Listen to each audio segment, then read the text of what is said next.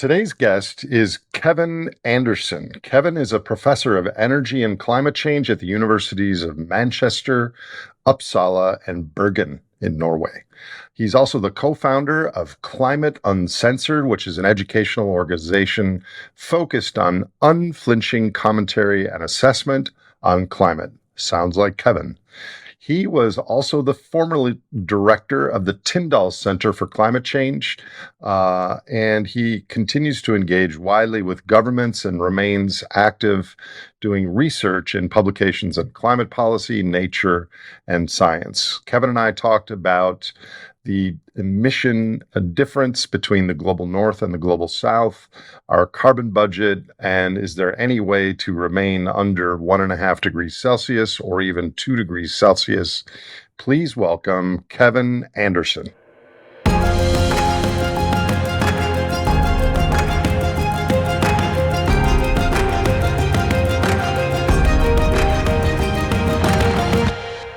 Kevin Anderson, welcome to the program.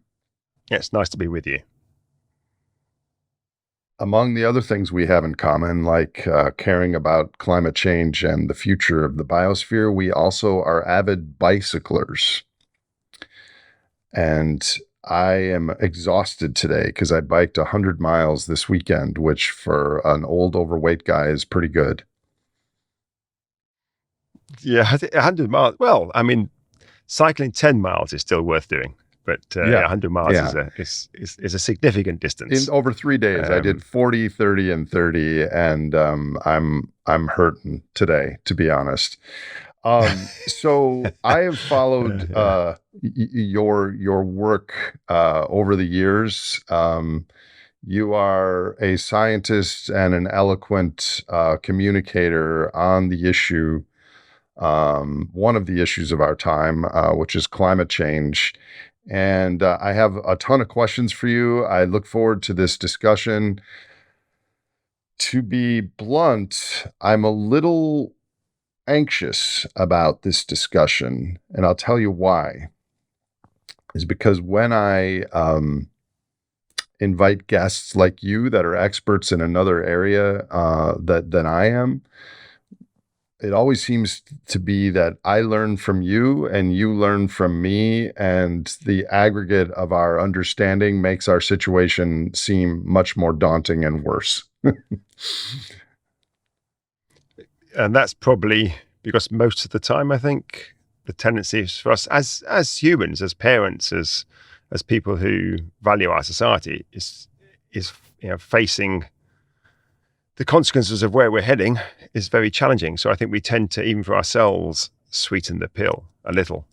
And so I think when we get together and discuss just how things are almost all pointing in the wrong direction, not everything, but almost all, and often accelerating in the wrong direction, it's hard to draw anything other than an even more depressing conclusion than you start with. And then, of course, you leave those conversations and you have to live your life day to day. And so you start to, again, I think, try to find coping strategies, which often is to sort of slightly adjust the reality that we know from our sort of more cognitive engagement, if you like.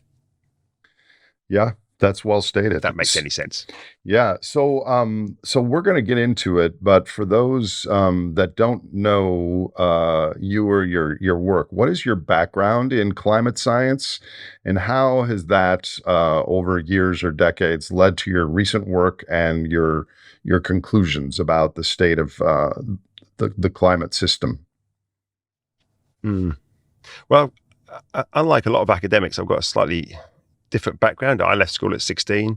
I did my apprenticeship as an engineer in the engine rooms of ships, oil tankers, containers, ships, and so forth, traveling around the world. Later on, I went to university, did an engineering degree, mechanical engineering. Then I went offshore to design I went into the oil industry to design offshore oil and gas platforms, which I did for quite a lot of years. And so I have at least sort of 10 years practical design engineering experience, mostly in the petrochemical industry. So I have that engineering background, but right from being a kid, I've always been interested in environmental issues. I mean, climate change was not an issue back in the late 60s and 70s. At least it wasn't something that we voiced commonly. It was more discussing about nature and environment and and that sort of that way of thinking of the world. And that certainly influenced me. But I was also very interested in engineering. right from being young. My dad worked at a nuclear power station as a mechanic, as what we call a fitter, and he used to talk about about energy and engineering issues. And we lived by the sea, so it felt quite nice to combine the Navy and engineering.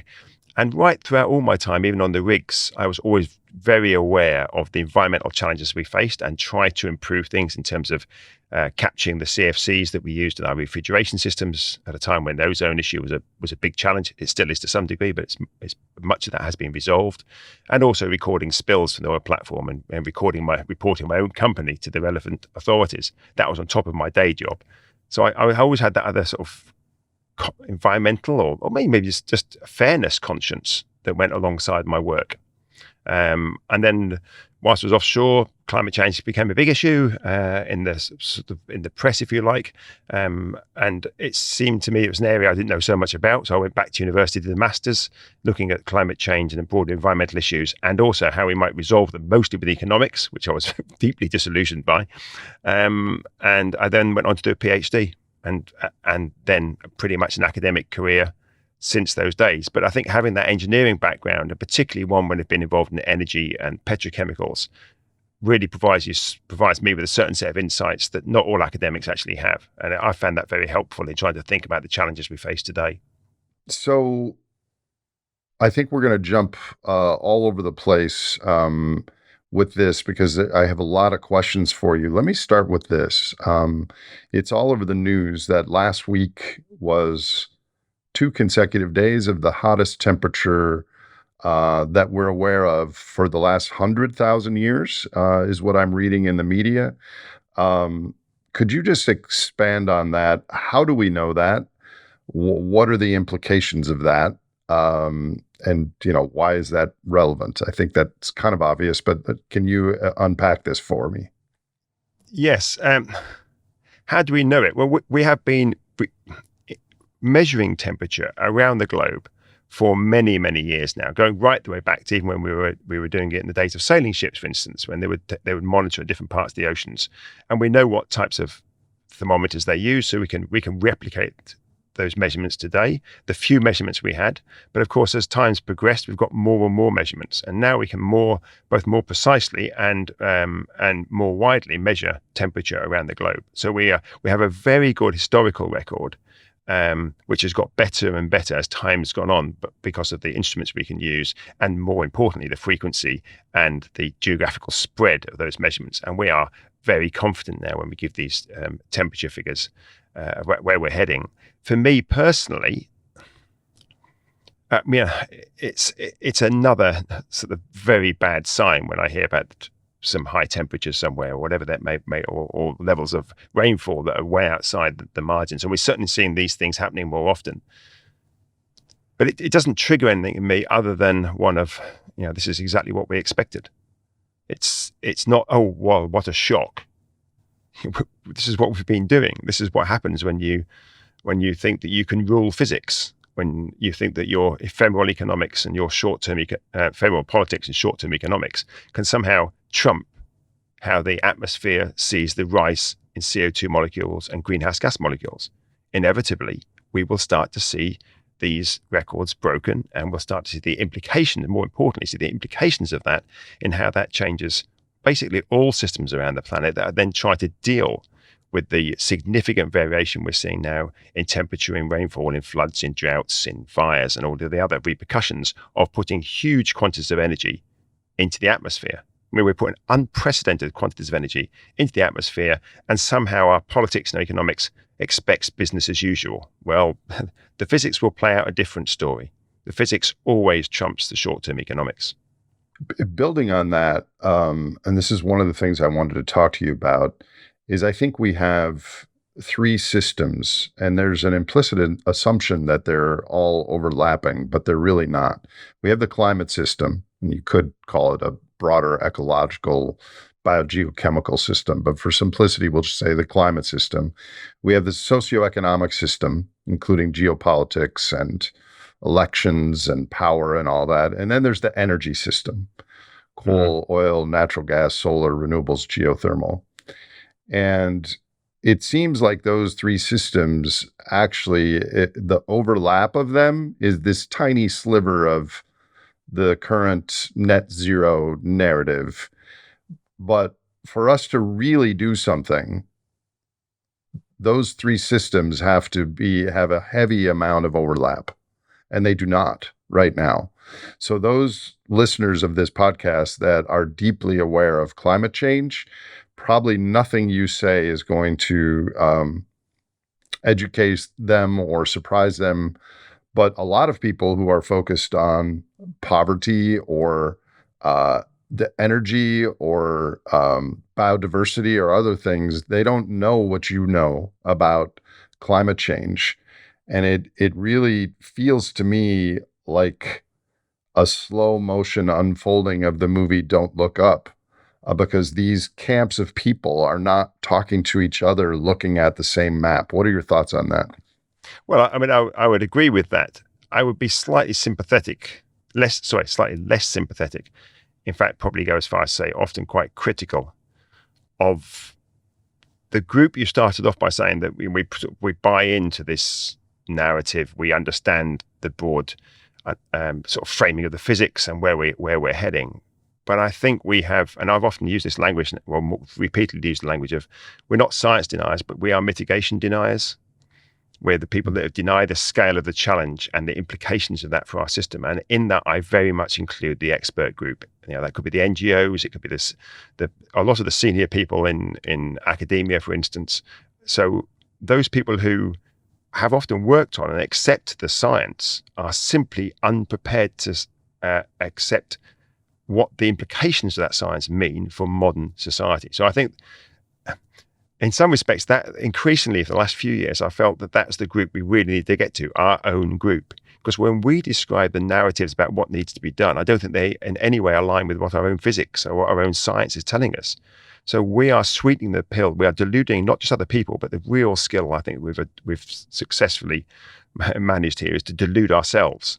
We've deluded ourselves that somehow we can significantly shift business as usual.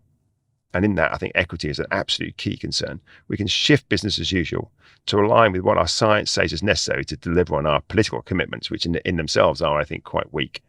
But really scratch beneath the skin of us experts. And I think we're fully aware that that is a delusion. That the repercussions now of how late we have left things mean that the changes to business as usual are nothing they don't exist in the current paradigm. We're talking about a fundamental reshaping almost every facet of modern society. And we don't describe it like that because we don't want it to be like that, because we have done remarkably well out of the system. So we don't really like the idea of thinking about what would be necessary now, because it would be very uncomfortable for us. I kind of agree with that, but I'm not so sure that it's delusion.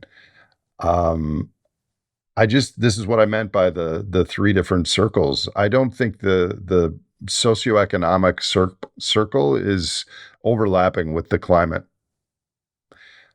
system, because what would we have to do? I mean, I don't think democracies or capitalism are commensurate with the true changes that would be needed to happen there's no solving climate, to avoid the worst and to mitigate the current trajectory. This is what I meant at the start, that I'm looking at social systems and energy systems, and I think what would be required to cut our emissions to the levels that are needed is going to be politically and actually physically impossible, given the momentum of our current energy and metabolic needs. So I struggle with it. I think you're probably going to turn out to be, I think your conclusions will turn out to be right. But I don't think necessarily that they are the right conclusions of exactly where we are today. I think we'll continue to choose to fail. But to me, that thin gap, if you like, in the old days, it's a cigarette paper, but whatever you'd call it now, that there's a small opportunity for driving significant change. And I would tend to agree with you. I don't think it can be aligned with whatever capitalism is, the modern structure of our economies. I think that is completely counter to what would be necessary, anything like what would be necessary.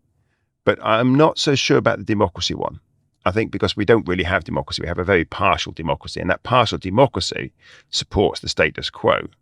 If we had something that was actually more what most of us think of democracy in a simplistic form, where people have their say, then maybe that could be aligned. But we don't, of course, have that. What we have are highly biased power systems which manipulate democracy to serve the benefits of those powers. And so I don't want to privilege that system with what we might call democracy. I mean, the United States barely has a functioning democracy. The UK has one, but it's rapidly trying to break it down. To some degree, the EU has one. So I think there are different interpretations of what democracy might look like, and some are, in my view, much better or less worse than others.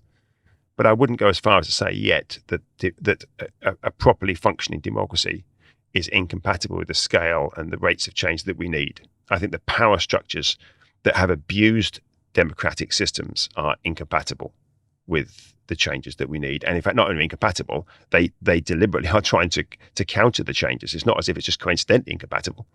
They don't want to bring about the changes because they like the power systems that we currently have, that we benefit from. I just don't see humans globally in India or China or anywhere voluntarily using less energy, because that's what this is really about. I just don't see a mechanism for that. Certainly from 2007 onwards, and in quite a large swathes of the global north, we have seen significant swathes of our population put up with, and sometimes have to endure, actually reductions in material well-being and lower energy consumption. Now, let's be clear, across our societies, this has very seldom been the case. The wealthy of us have done remarkably well, and we somehow think that we deserve it. But I think it's not as if society or many people in population would be completely opposed to less material well-being. That's what's happened to them under a spurious economic system that has served this other group very well. Now, if arguments can be made that society as a whole should change its material use and energy use, i.e. lessen those, for the well-being of society's own children, their own future, and of course that of its intertwined other species as well. If that argument can be made without being twisted, then I think you can bring a large swathe of the population with us, because it would not mean for those they would necessarily have to use less energy or less material. And in the end, of course, for most people, it's not even the energy they care about, it's the services that energy provides. And there are lots of ways to provide those services without using lots of energy. And if you are going to use some energy for it, to have much lower carbon, greener, whatever language you want to use, much more sustainable energy systems. So I don't like the idea of seeing the populace as one mass. I think, and in some ways, I think the sooner we break up some sort of collective view or fellowship around climate change, the better. We need to drive wedges in there, because those separations exist and have been deliberately manipulated by those of us who've done very well out of the system. So I would like to almost, to some degree, and I realize this language is quite provocative, I almost want to open up a class warfare.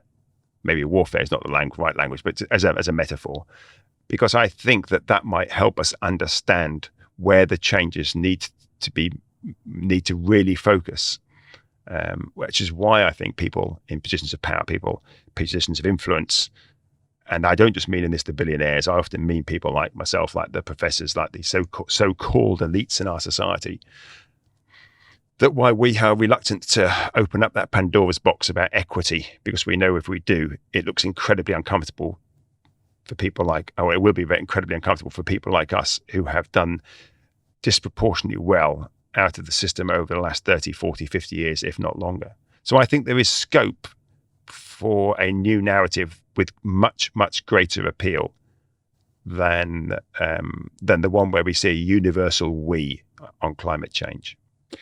Could you unpack that with data and statistics on who's emitting so much and consuming so much? I assume you have those figures. Yeah, I've got some of the headline numbers they're just obscene. And what's interesting about them, they're not produced by left-wing think tanks. I mean, the sort of work that came out in 2015 from Lucas Chanson and Thomas Piketty, which fell in just before Paris, about carbon inequality, just demonstrated then this huge inequality, even within wealthy parts of the world, between those who are responsible for the lion's share of emissions and those who really just have no agency to change their emissions. They're locked structurally into the systems that are around them: poor quality housing, rubbish public transport, and so forth, and don't have the wherewithal to change those things. So they demonstrated that, the sort of famous thing that came out of that was that 50%, half of the world's carbon dioxide emissions broadly came from the activities of just 10% of the world's population. And then more recently, we've seen work from various people, Sivan Carther, the Stockholm Environment Institute, but I think most tellingly from the International Energy Agency, who's really being a bit of a laggard on many things climate related, slowly changing its tune.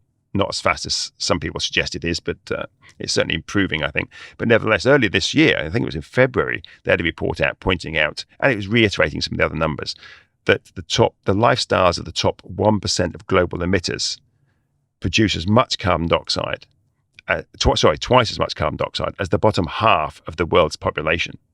So we are not we're not all in this together in any way, shape, or form. Emissions are dominated by a relative few in our societies, and that includes within wealthy societies as well. It's not just the difference between poor and wealthy countries, but within wealthy, and of course within poor countries, there are huge differences. That gives scope for rethinking what the policy realm might look like. But the problem is the people structuring the policy realm, informing the narratives, are almost without exception in the high emitting group or desperately clamoring to get there.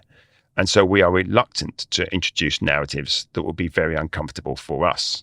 But I think the data makes us, the data itself does suggest we need to open up the dialogue much more widely. And I think that there are very much, in that sense, I think there are much more constructive, progressive, positive narratives that most people could buy into.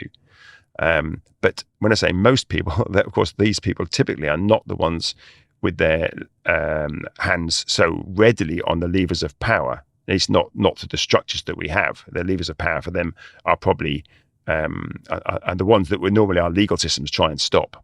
This is why I think those three systems are not overlapping, because I've done a lot of work on complexity and energy systems and the metabolism of our culture, and I totally agree with you. Well, it's not up for debate that the top 1% are using double the emissions of the bottom 50%. But how to change that is a Herculean task, because I think you can't, each of those cultures, each of those states and nations has a built infrastructure that relies on what it's built. And to change that instantaneously would collapse the entire system, which then feeds into the nitrogen fertilizer that's created from fossil fuels is feeding Africa, for an example. We have 100 million people that live in the Southeast United States. If they had a ban on air conditioning or something, there would be a mass migration. So it's the incremental building of the system that's got us here. And I think to just draconianly even cut 10% would have massive systemic implications for the global economy. What do you think about that? Well, firstly, I suppose going from the end of what you're saying more towards the beginning, I don't know quite what the global economy is. Certainly I can see a sort of global north economy, and I think increasingly China is a different interpretation of that, but something quite similar, and probably India moving in that direction. But there are different. Certainly, the global economies have importantly different nuances to them, which maybe could be levered further apart. So you look at the US and then you look at Sweden, at least until the recent election anyway. You look at Sweden, I think there are significant differences there. Not sufficient differences to solve these problems, but I think ones that could be levered further apart. So I think that there are economic models that are less out of tune. They are still all out of tune as far as I'm aware, with what is necessary. But there are ones that are more aligned. And generally those are ones where we see greater levels of equity or less inequality, but they're still not anywhere near what's necessary. But I mean, the two examples you used then, I think, are interesting. One about feeding Africa, about fossil fuel produce fertilizer. Well, a huge proportion of the world's fertilizer rather is used for putting into generating and producing animal feed. So straight away there, it's not as if you're saying people have to starve. It might mean that you can still provide the calorie input for people around the world, but we could do that much, much, much more efficiently. Again, that's not going to solve all the problems, but it would mean that we could dramatically reduce the amount of fossil fuel use there and maybe find other alternatives to produce the relevant nitrogens when they were necessary. And on the other side, I mean, I think it's a really simple assessment I made a few years ago, and it's just a simple sort of calculation to get a handle on the levels of cuts we can make. If the top 10% of global emitters, which includes about 1/3 of the people in the OECD, so about the top 10% of global emitters, reduce their carbon footprint to the level of the average European, which is still very high, about 6 tons per person for carbon dioxide at the moment. And the rest of the world, the other 90% of the world's population, which of course does include 2/3 of the people in the OECD countries, made no changes to their current emissions. That would be a 1/3 cut in global CO2. Now, if this was a climate emergency, I think you could do that almost overnight. Well, it is a climate emergency, but it's not recognized as a climate emergency. Yeah. If we recognise it as a climate, well, we rhetorically recognise it as a climate emergency, and lots of governments then do absolutely nothing about it. It's even worse. I mean, I'd rather than just say we don't care. Just let's have some honesty. We don't give a damn about future generations. We only care about the next 5 years. Then that's an honest position. We can argue with it, but they pretend that they're concerned about climate change, and they declare climate emergencies, then do absolutely nothing. But I just think what I'm saying there is that you could get a massive cut just by changing lifestyles of a relatively small group. And when I say changing lifestyles, that means the materials and the way they use things could be used for other purposes. So I've started to describe this more recently. And you talk about the collapse, what would be necessary with a collapse of the global system is a complete shift, but that's going to happen anyway. So there are no non-radical ways out of this. We have chosen to leave it so late, a third of a century since the first IPCC report. So we've deliberately failed over those 30 years. In fact, we've not just failed, we've seen emissions rise by about 60%. So what the system is going to change, either because we have the wherewithal and the intellect and the compassion to do it in some sort of organized fashion, which will still be very problematic, but we actively try to do it in some way that we can muddle through that. Or alternatively, we just carry on with the lies and the rhetoric, and we'll be hit by increasingly severe implications of rising temperatures. And that will mean a fundamental reshaping of the world anyway, but it won't be done in any organized, compassionate way. It will be sort of hell on earth type, everyone out for themselves, mass migration, collapse of a lot of agriculture systems, other systems. We see all the sort of the work that people like Rockstrom and Tim Lenton and others that have done on the sort of tipping elements, tipping points, whatever language you want to use. Those things starting to play out as well. I mean, that's an utter disaster. That will change the current global system. So there is no way out. The current global system will change. Either we do it in a as best we can, organised, fair fashion in a timely manner, or we just carry on with lies and rhetoric and pass on to our kids, say, Hank, you sort out the chaotic mess that we've given you. So I don't think there's a way out of that. It will change one way or the other. And I see the role of people like me to say, well, is there a way, is option A, which I often refer to as like the velvet revolution rather than the violent revolution, is there a way of us actually trying to open that up as to what would that have to look like and how could we do that very rapidly? And I think the issue of equity does give us a lot more policy space, if you like, than the traditional way of just bolting on bits of technology and some sort of rubbish financial mechanisms to business as usual, which is what we've tried for 30 years and it's fundamentally failed. And so you may be right. Maybe we are going to go to hell in a handcart and there's nothing we can do.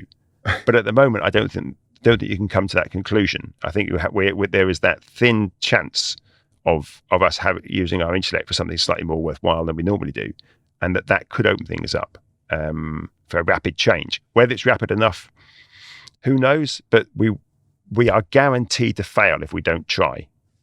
Yeah, I have so many thoughts, Kevin, on this. First of all, you and I care about the same things. but I've approached this from a metabolic standpoint. So I'm calling the climate change and ocean issues the next 30, 50 years biggest issue in the world. Next 10 years, I think there are four more prominent issues. The lack of geopolitical agreement leading to potential nuclear war. This morning, Ukraine blew up another bridge, and Russia pulled out of the wheat agreement, and wheat is up like 5 or 7% today, and it's going to go higher. This also has an equity implication on the global south because Russia and Ukraine together are a quarter of the world's grain exports. The second thing is this financial overshoot is much of the global north is technically insolvent, and we're printing more money in order to maintain our current existence. We're borrowing money in order to use more energy today, and that's totally unsustainable. The third thing is the complexity of our six-continent supply chain. And the fourth thing is the social contract. I think all those things are going to be more prominent than climate from a leader government policy perspective. Those of us that care deeply about the environment want to say, no, let's incorporate this into our decisions. And I actually think your best role, and people like you, and I'm about to get to this part of the interview, is to paint out exactly what 1.5 degrees, what 2 degrees, what 2.5 degrees looks like, because I still think people are imagining this as numbers or temperatures, and it doesn't emotionally hit as to what this means in the future. I think overall we're agreeing there, but I think there are some potentially some important distinctions. The issues you feel you were discussing and bringing to the fore for the next 10 years, I think are all symptoms, as is climate change, of the economic. I mean, I'm not trying to pillory all economics, but this particular economic, I mean, for want of a better term, I don't particularly warm to the term, but sort of capitalist model that we have. So they're all symptoms of that, I think, in many respects. And there's also, in other respects, they're often quite self-reinforcing. To provide an alternative, but within that, as I say before, I think there are very clear differences between nations as to quite how that plays out. And I think that might be important. I think we mustn't sort of see the whole world as one place, even the global north, as just having one model. There are sufficiently significant differences, like the social contract going back to the sort of 1920s in Sweden, that is quite different from, or maybe there was some similarities with Roosevelt's fireside speeches there, but anyway, certainly they've played out differently over the intervening 100 years. So I think there are important differences there. The other thing is, I'm not sure how appropriate it is for people like me to be pointing out what this looks like. And also, I agree completely. Temperature. If we were going back to do it again, we would not choose temperatures. Surely we wouldn't use temperatures. 1.5 degrees centigrade of warming in a chilly day in the Peak District in near Manchester is, you think, well, so what? That's what most people not unreasonably think. And so I don't think this is the best way to communicate these things. But I think we're locked into it to some degree now. 30 years on, that's the sort of language we've been using. But to interpret that as to what that means for us, I think that we need a whole suite of other voices there. The people we trust in society, and I gather social science research demonstrates this, are typically people who are more local, have have similar dialects to us, more sort of colloquial. They're discussing things down the road, the names of streets and places that other people are familiar with, and we often trust those. So local radio in the UK is often trusted much more than national radio, because there's a sense of shared space and empathy and geography and all those other things. So I think we need to be getting these narratives about what the world might look like, but also the positive ones and the negative ones. Get those much more from people who are culturally embedded in those societies, and not using things like CO2 molecules or temperatures, but trying to use a better language that describes the world in a way that people are more familiar with and understand.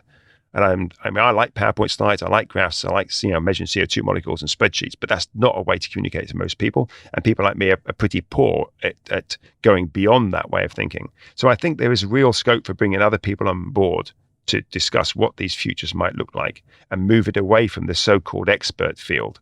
But that's an engagement with those people. So and I know some people in the arts are trying to do this in very constructive ways, and other ways that always feel to me slightly more exotic and perhaps less helpful.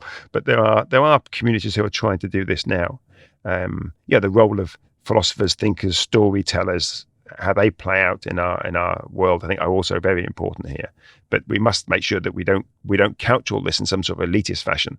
That we are going right down to the what does it mean for the local boxing club in Hume, near where I am in Manchester now, right at this moment? What's it mean for them? So they're probably not going to want to listen to a rich white professor coming and talking about climate change. So I think there are ways we need to get a much richer cultural dialogue on the issue of climate change, but I say not just climate change here, more the sort of systemic challenges, as you rightly pointed out, that many communities, often some of the poor communities in our society, are actually facing today. Climate change being one of those, but it plays out in terms of food and particularly volatility of prices of food and energy, which play out in terms of well-being and health of the children and all the rest of it.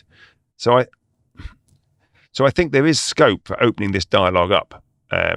But unfortunately, the expert community, people like me, are actively there trying to close it down because we do not want to do that because it is too uncomfortable for the norms of our society. And by those norms, I mean the norms that people like me have become accustomed to and bizarrely tell ourselves and others that we're worth it. I more meant not charts and graphs per se, but I think the public, including me at times, think 1.5 C, 2 C, 2.5 degrees Celsius over pre-industrial levels. It just seems like this linear story. But the difference between 1.5 and 2.5 degrees Celsius, by the way, for the record, I think 1.5 is gone. There's nothing we can do for that, and probably 2 as well. And I am a peak oiler. I think oil is going to peak and decline now. So by the year 2050, we'll probably have 0.5 to 65% of the world's current oil production, and that will change everything. But still, there's so much momentum built into the system already. And I don't think people understand what a 2.5 degrees Celsius world will look like yet. I think the majority of people... Not the one we live in today. Yeah. Can you maybe spend a few minutes describing it? I think the best that we can often say is that it's going to look nothing like the world in which we live. We modern humans have lived with a very, very stable temperature with very little variation. So all of modern human time has been spent with very little variation in the global temperature. In other words, the amount of energy we've got in the atmosphere. And overnight, literally overnight, we're changing that by a significant margin. And we call it 1.5 degrees or 2 degrees or whatever. But these small numbers represent massive shifts, massive increases in the amount of energy we put in the atmosphere, which means that plays out in terms of all systems around the world: human system, agricultural systems, energy systems, water flow, and temperature. All of the things that we have relied on for modern society literally get thrown in the air. And we don't know exactly how they're going to come down. But what we do know is when you just almost collapse systems overnight, then there was a period of significant chaos. Now, okay, on a planetary level, that some clever being may look back in a few million years and think, well, that looks quite unpleasant, that 100,000 years or that 1,000 years or that 10,000 years. But hey, it was just a blip. Well, that blip is the one that we're living through. It's going to be, these sorts of changes we're seeing are going to, I use that language of hell in a handcart, are going to be catastrophic at virtually every single level. And because it's not just the temperature, the sort of work that is coming out from these, what are called planetary boundaries. Again, it's an expression that's fine for some of us to use, but not very helpful for others. When you're looking at the other ways that the world has maintained this very nice, stable system, and how come they're all entwined? Like how come the forests absorbing the excessive carbon dioxide until some point they can't do that anymore, and the temperatures change, and they're no longer rainforests, and they now are much more susceptible to catching fire and becoming sources of emissions. So all the things that have allowed this wonderful planet to maintain some sort of stability, whereby humans over a very short period of time have become phenomenally successful, all of that balance is effectively being thrown in the air overnight, literally overnight. So you've gone to work, you've come home in the evening, two of your kids are dead, one of your parents is missing, the house is on fire, and there's some flooding down the end of the street. It's chaos that's occurred overnight. Now, at the moment, we're just on the cusp of that. And in some parts of the world, that's already happening. Let's be clear. Climate change is not a threat. It's a reality for many people around the world today. For others, it's still elements of it are playing out already. But for particularly for those of us in more sort of geographically insulated places in the world, and probably slightly wealthier, we're just getting the early signs of it, but we can see it playing elsewhere. But our science tells us absolutely clearly where we're heading, and that we have to do everything we can to avoid it. So there is nothing out there that suggests that living with 1.5, 2, 2.5, 3, 3.5, 4, wherever those temperatures might stop, that is a good place to be. We know that in the short to medium term, and by that I mean over the next, any sort of period of our own children's life, our grandchildren's life, our great grandchildren's life, over that sort of time frame, we are locking in sort of horrendous lives for them and for all other species. So there's nothing positive about that. There is every reason to change what we're doing today rapidly and very significantly in a much more progressive fashion. I mean, I'm not giving you one by one accounts of exactly what will happen, because we don't know exactly what that will be, simply because we're throwing the whole basket in the air and seeing how will it come down, and it will come down chaotically. Now, exactly which way chaotically we don't know, but they're not. Chaotic things are not things that we can live satisfactory, good quality lives within. In my materials for my college students, I likened it to the earthquake scale, the logarithmic scale, the Richter scale. It's not exactly like that, but wherever the temperature ends up stopping, 2.5 degrees is infinitely better for the planet than 2.6 or 2.7. I like every absolutely, yeah. Every 0.1 is worth, yeah. Every 0.1 is worth fighting for, literally. But in that, I don't want us to think, okay, well, 1.6, it's not much more than 1.5. Yeah, we should be doing everything we can to stay nearer to 1.5. As you said, and I think many people will agree with you, I don't quite agree with you, but I think most people I know in the climate realm will do, that we have no hope of 1.5, and probably we're going to pass 2. If I was to put any probability on it, I say we have every reason to be deeply pessimistic that we will stay below 1.5 as a long-term temperature rise, and I think that also holds for 2 degrees centigrade. But every reason to be pessimistic doesn't mean to say we're guaranteed. And again, it's that idea of is there enough of a sliver of hope in there to try? If we're lucky on how the climate responds to our emissions, and if our policymakers get their heads out their arse, more significantly, I think the ones we have are by and large ill-equipped for the system level challenges of the 21st century. So it probably means replacing them.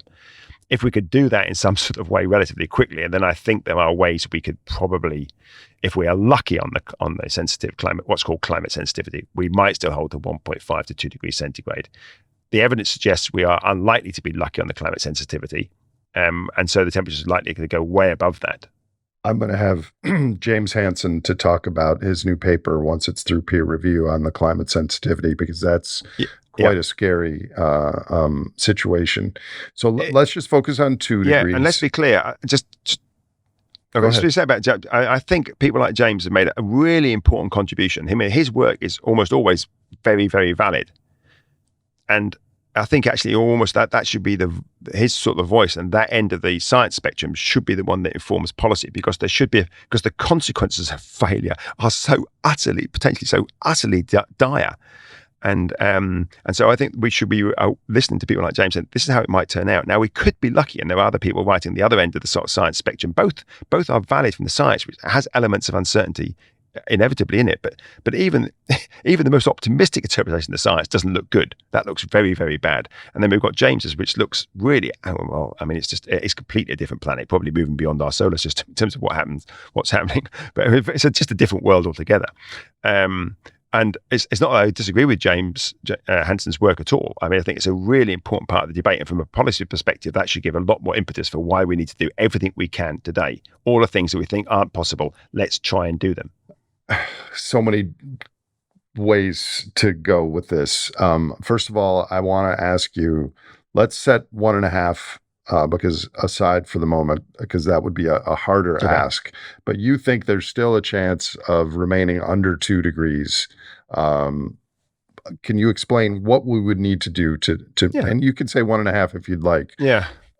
What would we need to do? Yeah, well, yeah, the reason I don't like sort of, I think this can be unhelpful for a communication point of view, but nevertheless, as an academic who works in this area, I think I have to hold to what the analysis tells us as my interpretation of it. But isn't that interesting, Kevin? Because you're wearing 2 hats, right? You are a climate scientist, but also a communicator for policy, and that is you're wearing 2 hats simultaneously, and you constantly have to switch back and forth between them. It's difficult, isn't it?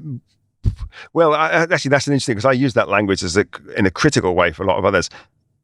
My communication should communicate in an appropriate language exactly what my analysis tells me. So I should not sweeten the pill away from my analysis. So the language I use, the words I use, they may be the adjectives to describe the numbers, if you like, and they should be a fair reflection of those numbers, of the analysis. There are lots of colleagues I have, particularly senior ones, who what they do is it's not that they just choose different adjectives. They will rewrite the story. The adjectives will not reflect the numbers. They will do when you're down the pub having a pint with them or a glass of wine with them. They'll tell you they'll use the language that reflects their work.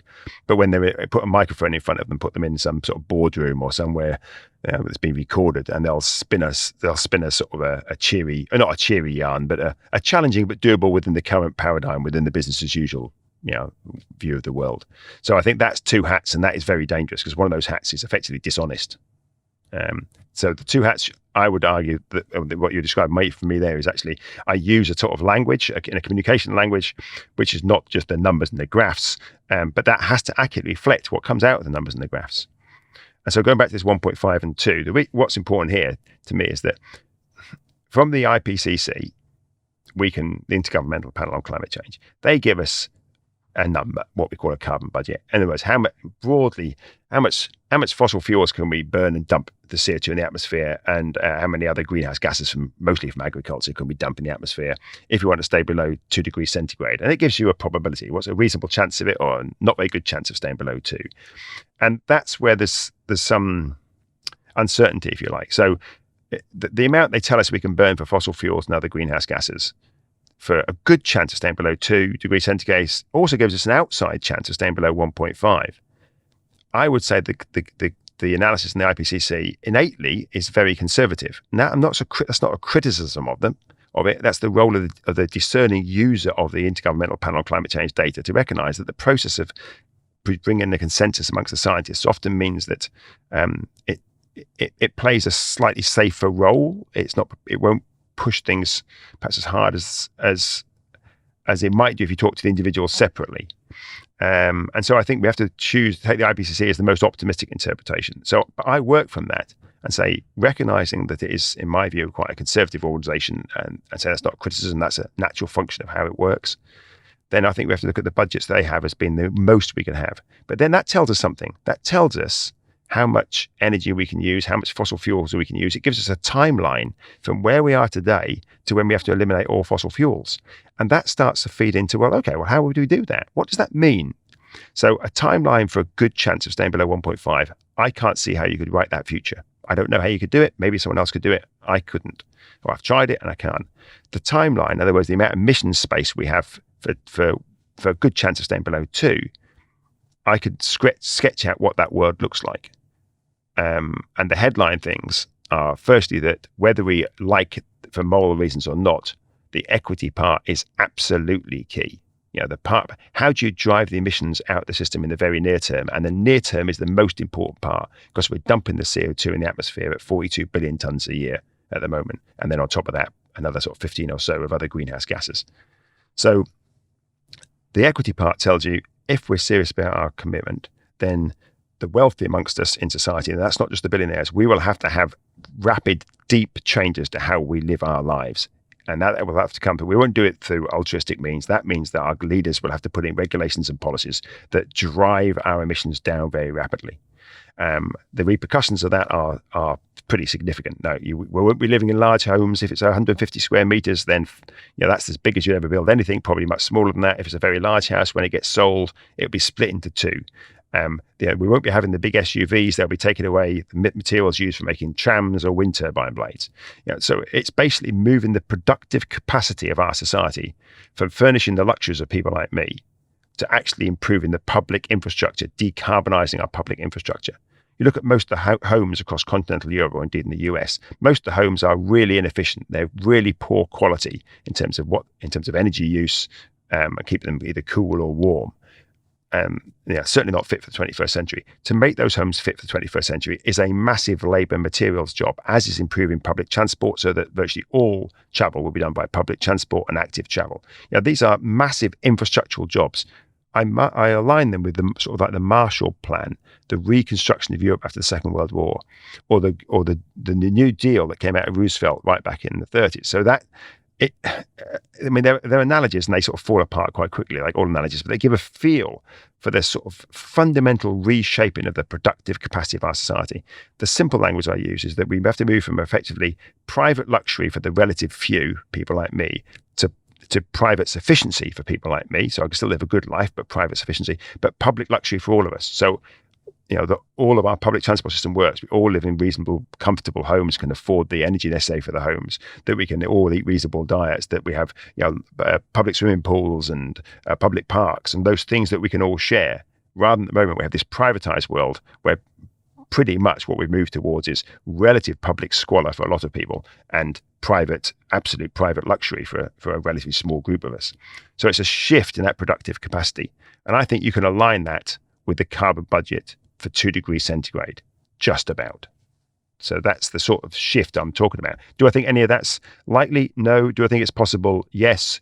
Do I have any sense of how that could come about? Some inklings, but I think it's probably quite cultural. How we look in the States or Sweden or China, that would be quite different. So for the last 20 years, Kevin, I don't know how much you know about my work, but I liken humanity's explosion to 1,000 times our population times our goods and services in the last 500 years on the backs of the carbon pulse, which is that we are emitting this incredibly potent, using this incredibly potent, indistinguishable from magic on human timescales, 10 million times faster than it was sequestered. And all of our economy is based on that. So when you talk about a carbon pulse, have you ever mentally, a carbon budget for the global economy, have you ever likened that to like a cocaine budget? Because if people or nations or developing nations or insolvent rich nations run out of the energy needed to power what they recently had, they'll go to debt or crime or war in order to access it. I think that's what we're facing. That's sort of a dynamic, and what's going on with Russia and Ukraine is just a tiny tip of the iceberg. So again, I totally agree with the objective of limiting temperature, nothing to do with us, but to do with the next 1,000 years of humans and other creatures, because there's an equity there too. There's the intergenerational fairness, and there's interspecies fairness. And how many of the 10 million other species we share the planet with have absolutely no say and are not on a podcast with us discussing this? I share your views there. I think that's the way we're heading. I feel my obligation is to ask the question: is that inevitable? And if it isn't, how do we, however slim that chance may be, how do we discuss, how do we open that up? But I wouldn't disagree with what you're saying there. I've just come, you were talking about cycling before. I've just come back from a lecture tour in Ireland. I did 1,000 kilometers cycling in just over 6 days, talking to different venues, including the governments and so forth. But what was interesting, probably one of the most interesting things about it, I was traveling through significant parts of rural Ireland on smaller roads. And in all the time I was in Ireland, the only mammals I saw were 2 seals in some rivers that just come up from where the salmon are. 1 dead rabbit, 1 live rabbit, 2 dead hedgehogs, 1 dead badger, 1 dead fox. That's it. Why were they in dead? 950 kilometers traveling around Ireland, they were dead, killed by cars. And that's it. They are all the mammals that I saw that were not domesticated. I saw probably thousands of cattle and sheep, quite a few horses, a few dogs, 4 live cats, 1 dead cat. I get a tally of everything with reasonable number. So I mean, it was so evident. And you went to like Ireland with a low population density. We've killed everything. We've killed the natural world. Yeah. And it seems normal because that last year was kind of similar to that. But maybe when you and I were boys going in Ireland, that same situation would have been totally different. Yes. I mean, what we've done in the last 20, 30, 40 years is just devastating to so much of that has made our planet not only successful, but also, in my view, from a simple, in the way I look at it, a beautiful as well, a beautiful, wonderful place. There were so few insects as I'm going around Ireland. The hedges, credit where credit due, the hedges look really quite much more diverse than the UK. Not many trees, very few insects, almost no butterflies, virtually no mammals, very few birds. I didn't see 1 bird of prey. Yeah, it's not as if I'm traveling through an urban environment. I'm traveling through, well, compared to the US, a small country, but a relatively large piece of land, of Ireland, with a relatively low population on it. And I'm still seeing, well, hang on, what's happened to the world that had evolved over the 3 billion years? It's gone. We wiped so much of it out, almost overnight. It's Silent Spring 60 years later, but not only due to pesticides, but due to growth, basically. Absolutely, yeah. I mean, growth and its role in our economic facade are hugely problematic, and I think it's one that we're going to have to grapple with. I mean, many people are trying to grapple with it, but the incredibly powerful status quo is unprepared to have it questioned. That is at the core of this, Kevin. Is we can talk about climate and biodiversity and emissions and net zero and renewable energy and all this. At the end of the day, all the problems that we face come down to governance. And, my work says that there's a metabolism to the human system and we are not choosing. We don't have a choice. There is downward causation from outsourcing the decisions in our world to the market, and the market has billionaires and politicians enthralled to it. So my question to you is, we need to do this for climate. Who is the we in that case? And what would be a governance structure that could potentially implement some of the changes that you feel from a climate standpoint are necessary?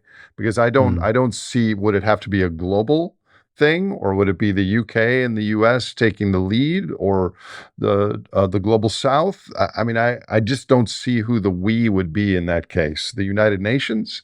Yeah. Yeah, I don't. Well, okay. I'm asking you a lot of very, very difficult questions, so I realize that. Yeah. No, it's fine. I have given some thought to these, but it doesn't mean to say, of course, that one thing is in any way correct. But I have spent a lot of time sort of pondering over this. I don't think top down at some sort of global level. It can help and it can hinder, and by and large, it normally hinders, but it could help. I think the structures sort of that we have could help. They don't at the moment really at all. But they can't solve or can't address the scale of the challenges that we're facing. Even within nations, I think it is a struggle. So I see a leadership, which is what we lack. I see leadership not as top down, but then I never really have. I see leadership as, and I know friends of mine or colleagues of mine whose eyes will be rolling when I say this because they often hear me use the same language. It is a messy relationship between bottom up and top down. Leaders don't. Great leaders are not great people. They are people that have listened to other things around them and they have taken that on board. But the good ideas often have percolated through the system and been interpreted and changed and modified as they emerge through the system from an individual potentially through to a family, through to a household, to a sports club, to a local council, to a company, to a council, to whatever that might be in our churches, wherever that might be. They percolate through the system and they change and they emerge and each time they're modified. And then it may well be that informs someone who thinks about, well, how would you play that out in terms of policy within the council, within the government? And then we get ideas that have come through the system that inform the policy agenda. Against that, which is a really positive thing, I think, and recognizing that we all, in that sense, we all have a role, at least in places where we're able to do this, we all have a role to have our voice heard, to change things, to inform the debate.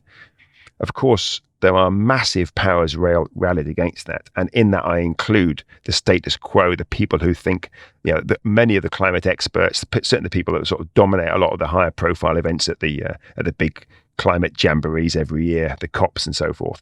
The people at the top of these things are generally part of the problem, not part of the solution space at all.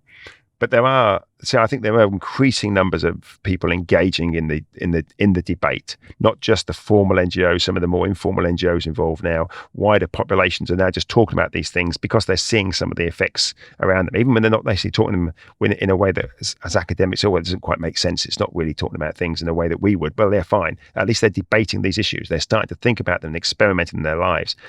That, in a sense, is a sense for is that a group, a constituency that's not neatly bounded, that can have some sort of direction pointed to, or helpful direction pointed towards it, coalesced, if you like.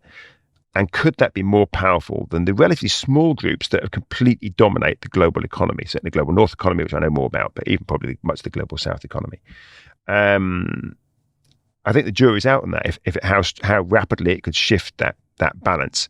Probably there have been times in history where it have. If we look in somewhere like the UK, look at a national level, the rise of the labour movements and from the Industrial Revolution, from the depravities of the Industrial Revolution, starting to say, well, how do we make this how do we make the success of the Industrial Revolution environmentally catastrophic in many respects, but the social successes of it, how do you make them play out more widely in our society? So eventually we get a welfare system, a national health system. We see those things emerge that start to provide some equality in our society, which then is broken down in probably more recent decades.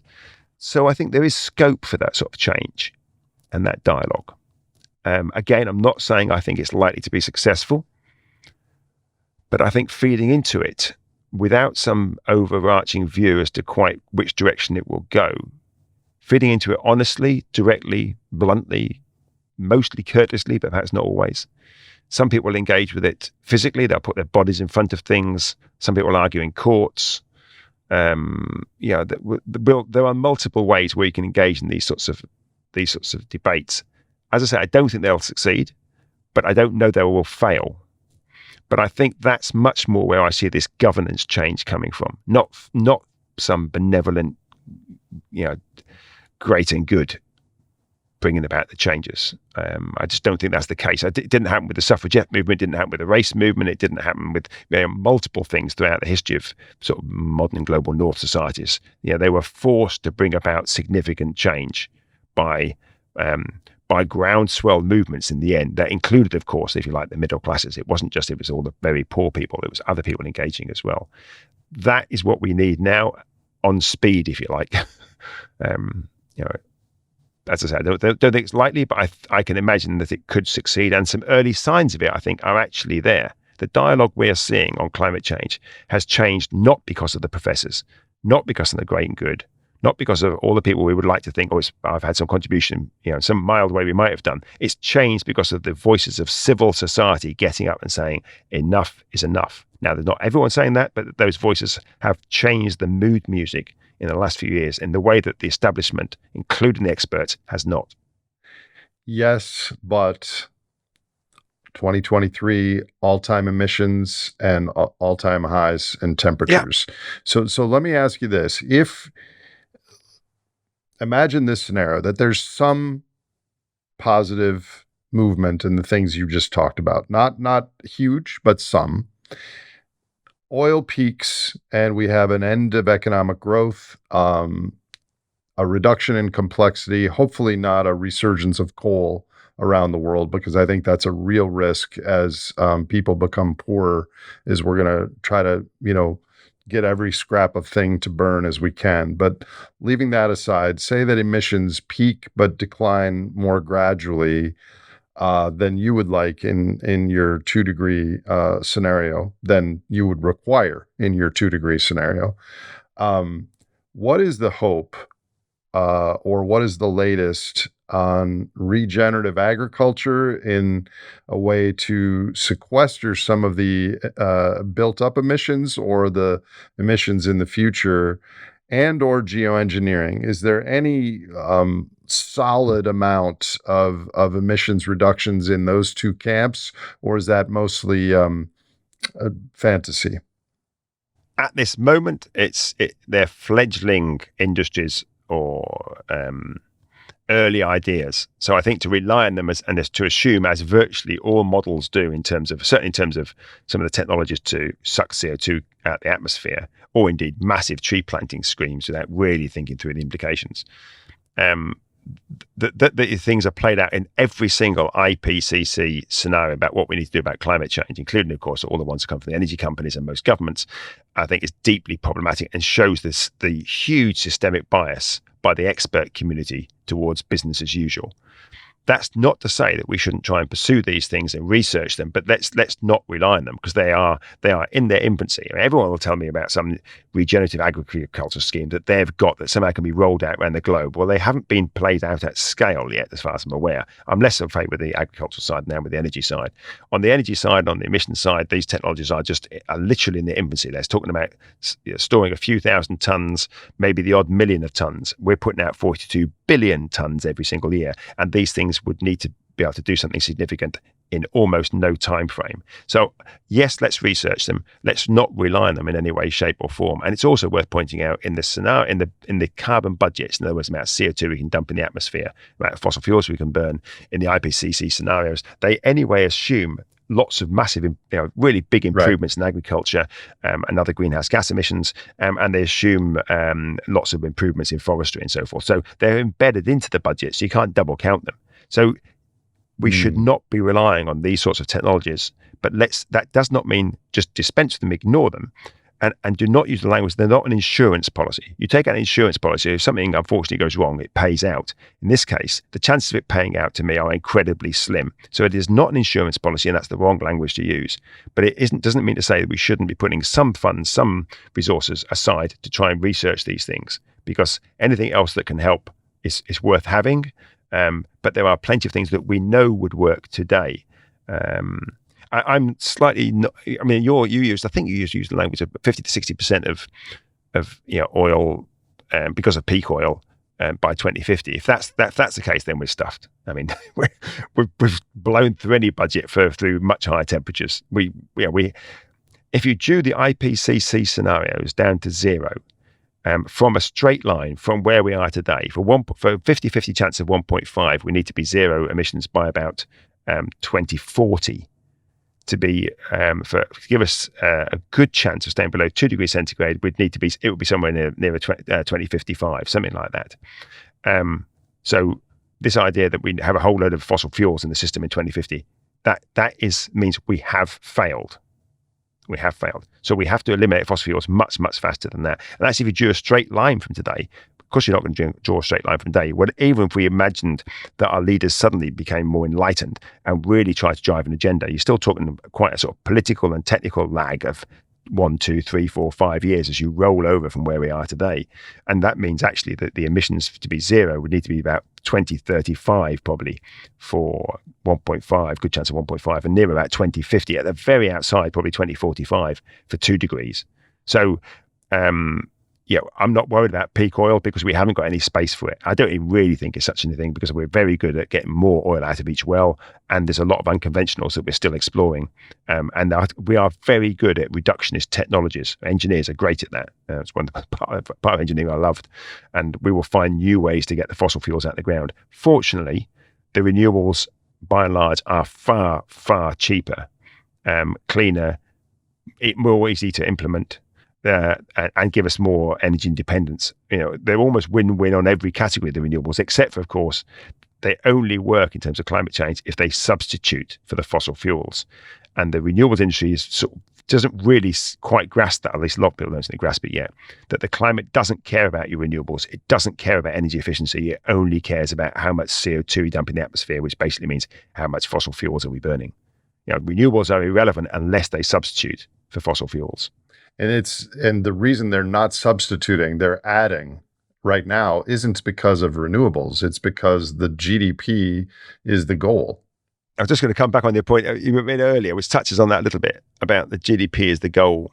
I think there's another thing we all be aware of, all the work, great work from ecological economics, which is an economics that actually makes some sense, an economics that broadly works within the physical boundaries of the planet. I mean, everyone must think that economics does that, but most people who aren't aware necessarily that modern market-based economics doesn't think that we have a round planet and physical limits. It just has some sort of mythical world that they've generated, and just by adding some maths to it, they made it look like it's scientific. I mean, I often refer to sort of modern economics as little more than astrology with calculus.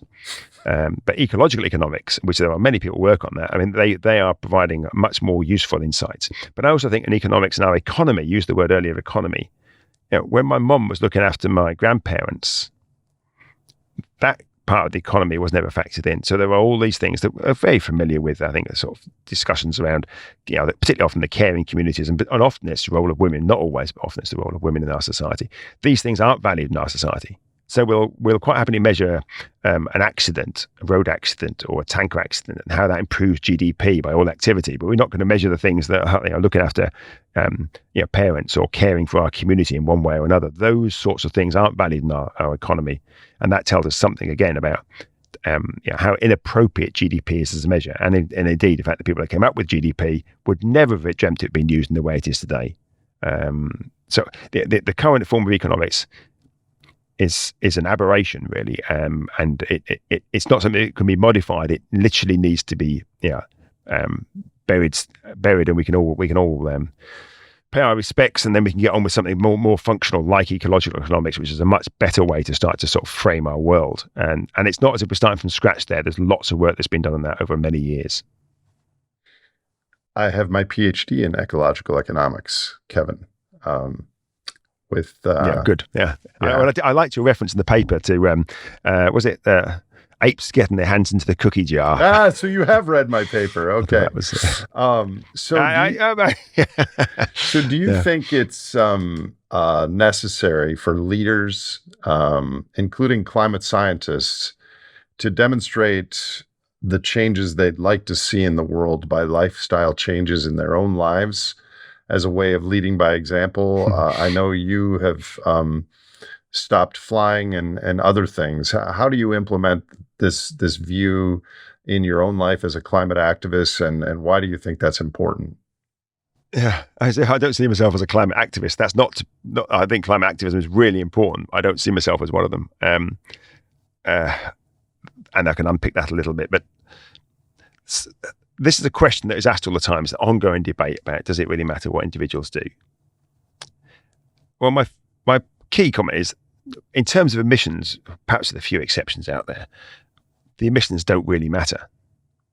The point about it is that there are a number of things that we absolutely know clearly from all the sort of psychology research around this, that if you try to make some changes yourself, even if you're successful or not successful, you can talk about it with others. People will give your arguments are lent credibility. It doesn't make your arguments more or less valid, but people take more notice of what you have to say. And this isn't rocket science. If you go to the doctor and they're smoking away and they're telling you to stop smoking, you're not going to take as much notice as someone else said, well, I've managed to give up. It was pretty hard, but I managed it. And so it's from a sort of a popular view of this, of course that's the case, but the research demonstrates that repeatedly as well. So trying to do things ourselves gives much more credibility to our arguments. And it also is part of the learning curve about how we do things differently. What are the problems when you try to install a heat pump? What are the problems when you're in a really poor community and you're trying to get your street retrofitted from some limited budget from the council? What are the problems and the challenges there? That opening this thing up, discussing it with our friends and so forth, is experimental. It's changing the tenor of the debate. It's making us think differently about how to do things with the resources that we have.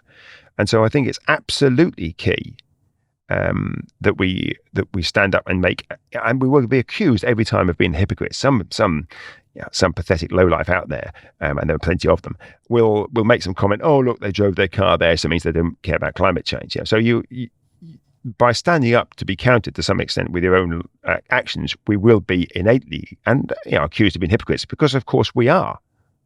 But we're hypocrites within the system that's still trying to change it. So I still think it is our role, if we think climate change is that important, to demonstrate it personally, as well as just arguing it for others. But it isn't as if these are separate things. They're two sides of the same coin. System change and individual change are two sides of the same coin.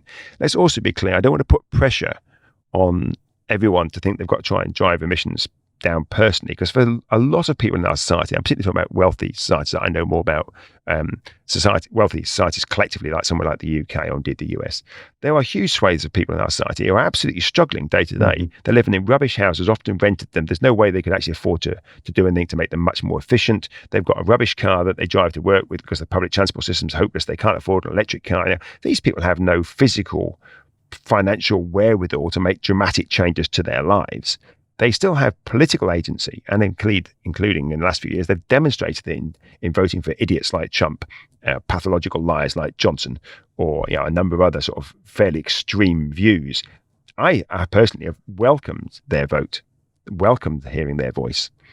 And I've had a lot of criticism of my colleagues. I see myself as sort of being on what I like to think of as the progressive left. But I think the reason that a lot of these people are voting for these extreme views is because the progressive left has been neither progressive nor left or cared about these communities for years. The Democrats haven't cared about the Dust Belt. The Labour Party in the UK hasn't cared about the industrial areas of the UK that have been decimated in the last 20, 30 or 40 years. And so these people are now getting their voices heard. And often these people are the poorer people in our society who are locked into the system.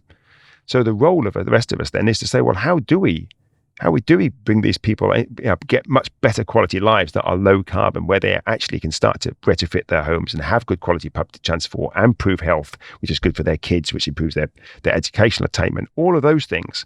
This is for large swathes of society in rich countries. That's why I'm saying I think there are things we can do, because I think there is a huge swathe of people, people who are voting now at last having their voices heard, in my view, sadly, for the wrong sorts of framings of society. But nevertheless, they're having their voices heard. And I think their voices would be much more supportive of a good world for them, their communities and their families.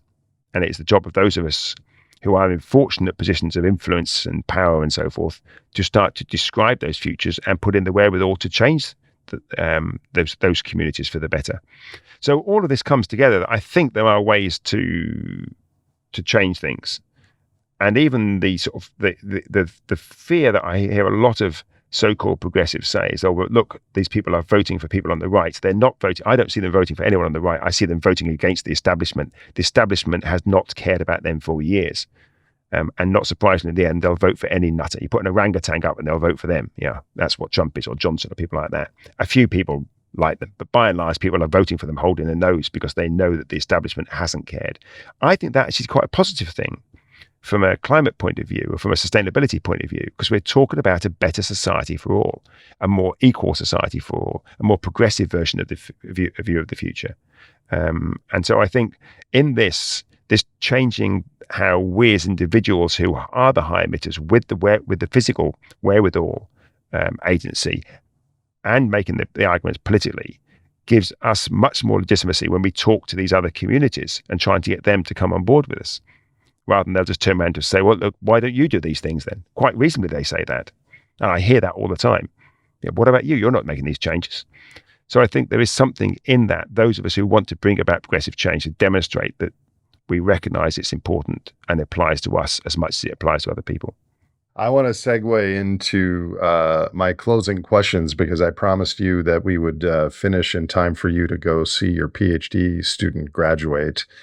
Do you have any Yeah. personal advice to the watchers of this video, the listeners of this program, who are tuning in because they're aware of the climate risk, the global upheaval and anxiety with many of the things we discuss, what you would call the polycrisis? Do you have personal advice to the listeners of this show? The most obvious thing would be just to pinch a phrase from Greta is that hope comes out of action. So acting is absolutely key here. And now what exactly your action is, I think that will depend on your skills, your interests, what you're comfortable doing, and sometimes what you're not comfortable doing.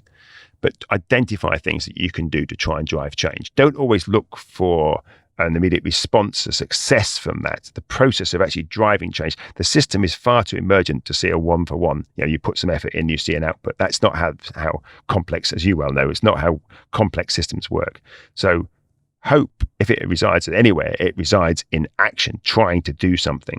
The other thing I would say that all of us have agency, and my point about this is often to say, identify the areas of our own life where there's a high carbon or unsustainable activity and try and change them. And I say I'm not particularly interested in the emissions, and it's not easy for some because they don't have that opportunity, but try and change them. But then the change is less important. The point then is talk about it. We have engage in a friendly, constructive, or vociferous way with other people around you to start that dialogue and debate. Engage with your councils, with your churches, with your schools, with your places of work, your companies, and so forth. And also engage at the national policy level. And we can do that much more easily than we used to be able to, because I think social media has opened up a media space for far more people to engage. Unfortunately, it's at the moment it's been significantly dominated by a particular groups of people, often not all of them, but some of them are quite unpleasant. But I think that it is there for the rest of us to engage with, and the more positive people engage and try to engage constructively and courteously, and that does mean something like putting your fingers in your ears to some of the nasty comments that are made. I think that can really help, and be supportive of each other, even if we don't agree with each other. Be supportive of us.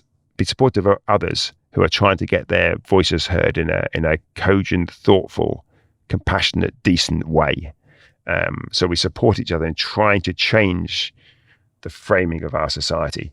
And in all of that, I think hope emerges from all those things. Now, whether we succeed or not, we don't know. And this is my sort of thing on this. We don't know whether we'll succeed. The chances don't look very good, but that we absolutely can guarantee we won't succeed if we don't try. So trying action is really what we need. And quite what colours that action, I think, is personal to you, your community, your local circumstances. So I don't think it's appropriate for someone like me to say, you should do this or you should do that.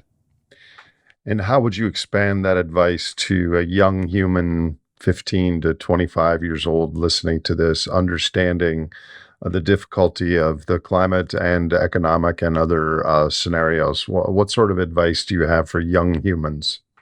Well, as an older human, but it doesn't feel very long ago that I was a young human. I think I would say